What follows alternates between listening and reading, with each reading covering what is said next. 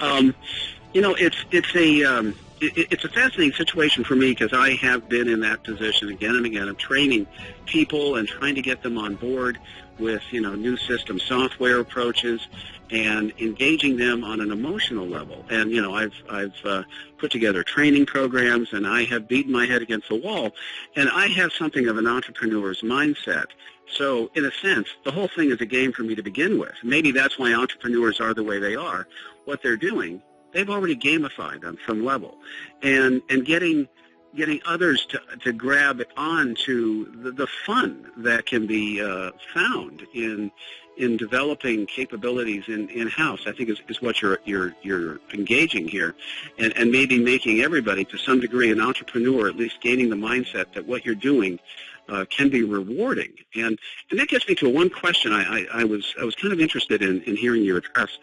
In any game, whether it's a rat maze, if you're a rat, or if you're in a cubicle trying to learn some new software, there are rewards and I assume demerits that can accrue that are built into these processes. There are rewards, and the trick with regards to these rewards is making sure that you really take the time to understand what motivates your audience, because what might be rewarding to me might not be rewarding to you. And so it's really, really important to get into people's heads and to first of all, take the effort to do profiles of the users, understand where they come from, what their experience is like, what they're seeking from that experience. And then you create rewards that are meaningful to them. Because if you don't, and you approach it, again, in a very arbitrary way, a la chocolate-covered broccoli, you may make some really poor assumptions like, points, badges, and leaderboards will be enough to make my employees work 20 hours extra more per week, right? When that might not be reward for them enough. It might not be sticky enough for them in the long haul. And so that's really critical. Well, I think your assertion there that studying what motivates your employees, that's a huge step by itself. To understand better what people you have, what their capabilities are, but what motivates them, and build that in to the processes they're working with. Now, I take it, is it your vision for this down the line is this would be in entirely sort of cloud-based approaches or more customized for specific companies? How do you see it developing? I do like cloud-based approaches, but then again, I would want to make sure that there isn't just one broad brushstroke platform for everybody.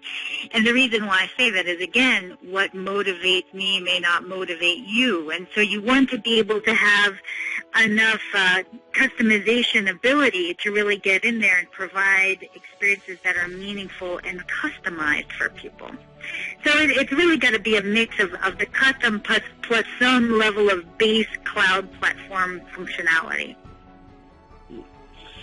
And I saw in the earlier section of the book a discussion, of how it can play out at the highest levels. You referenced other games like Civilization and whatnot, and how you took some of your cues from how that game approached developing large, complicated systems. In that kind of scenario, is gamification, as you see it and as you are working to develop it, a way of kind of beta testing certain ideas? When you create a certain scenario and then let it wind out, I assume you have a kind of a simulation feedback Indeed, feature that there's some great ways of using gamification as a means to not only crowdsource new ideas, but even more importantly, to vet them, to optimize which teams are going to be best at executing those ideas, to get those ideas funded. Like, don't just think gamification is just for let's get everybody writing these ideas down. You can use it all the way through to execution, which I think is really where sort of the growing pains of gamification now. How do you get to stretch beyond? Well, I guess speaking of stretch, I was watching the latest round of celebrities and average folks, playing that ice bucket challenge, which was that charity meme that went around. And I believe, was it Lou Gehrig's disease? I think that's what it was in support of, or ALS or something along those lines. And I watched that game, if you will, become viral, where everybody was giggling and laughing and sharing a little excitement.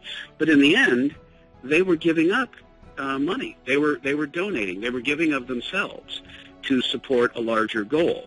And I looked at that and I thought, the game simply broke out of the office setting and went around the world and throughout society. So I thought, as an interesting take on things, just a degree of fun and involvement and competition and even creativity came into it. And I believe that's what you're looking to bring into the office more forcefully. And in the process, take an average employee and develop them into something extraordinary. Altruism is indeed a key motivating factor for a lot of people.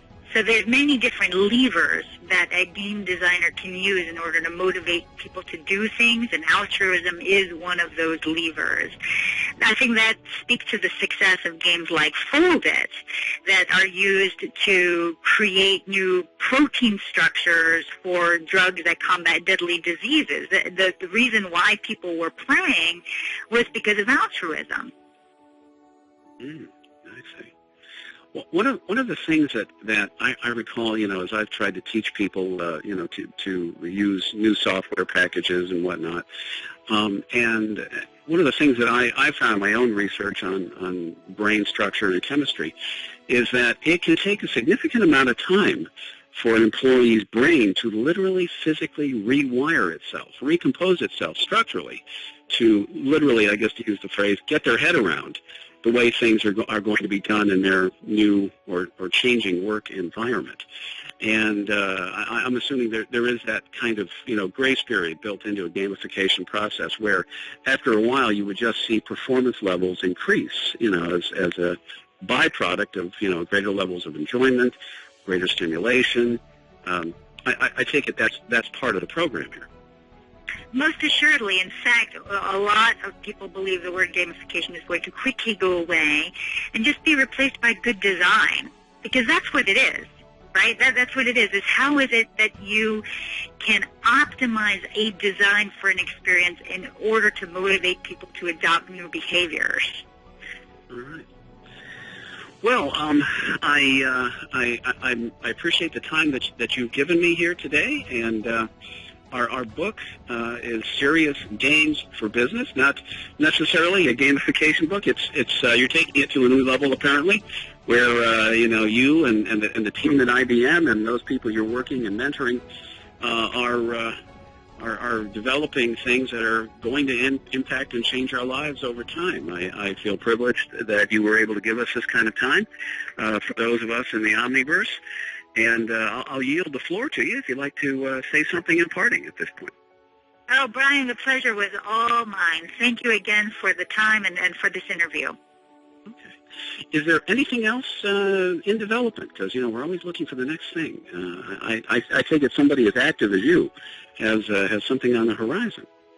We're doing all kinds of interesting things. We're working on several different projects. Wearable computing, how is it that we can integrate games with biofeedback in order to tackle things like stress management, or tap into the Internet of Things, so instead of people always looking at their mobile phones, seeking engagement, how is it they can leverage the screens around them based on their own personal signature.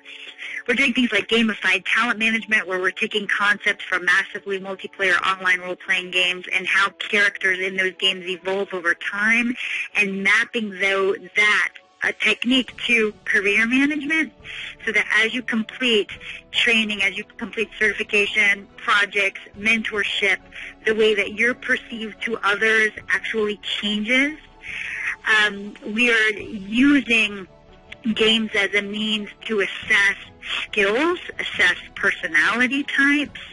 We're integrating our Watson artificial intelligence on the back end of multiplayer real-time strategy games so that they can be used to do all kinds of really cool things, from mission optimization, process optimization, just next-generation simulations. Very, very cool stuff. So it's an exciting time to be in the space. You know, it's like anything. You know, I've always been a fan of science fiction, and it's always remarkable how often science fiction comes to pass. But I think of another factor is how often things go in directions you could never have anticipated. And what you just said has got me thinking along entirely new lines about what's around the corner. Well, that was amazing. Thank you for your time, Phaedra. And to those of us tuning in here in the Omniverse, Serious Games for Business, I highly recommend it.